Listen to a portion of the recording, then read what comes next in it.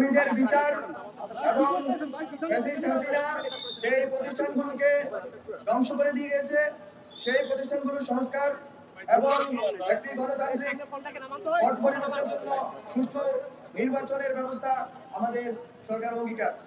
আমরা মনে করি বাংলাদেশের জনগণ গত 16 বছরের কাছাকাছি সময় হাসিনার দীর্ঘ স্বৈরাচারী এবং ফ্যাসিস্ট আমলে নিপীড়িত হয়েছে, বাচ্চাদেরকে গুম করা হয়েছে, মা বোনদের দর্শন করা হয়েছে, খুন করা হয়েছে, অনেক শত শত লোককে হাজার হাজার লোককে পঙ্গু করে ফেলা হয়েছে। আমরা সকল রাজনৈতিক দল, ছাত্র সংগঠন, শ্রমিক সংগঠন, নারী সংগঠন, আলেম ওলামা সবাই মিলে এই ফ্যাসিস্ট হাসিনাকে উৎখাত করেছি।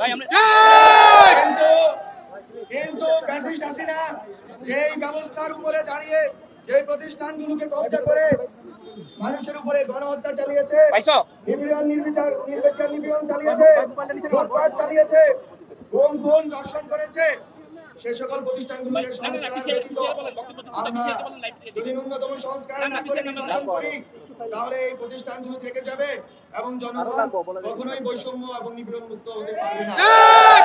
সুতরাং সংস্কার কমিশনের রিপোর্টের ভিত্তিতে খুব শীঘ্রই রাজনৈতিক দলগুলোর সাথে সকল অংশীজনদের সাথে আলোচনার ভিত্তিতে ন্যূনতম সংস্কার করে গণতান্ত্রিকভাবে ক্ষমতার পট পরিবর্তনের জন্য নির্বাচন ব্যবস্থা করা হবে।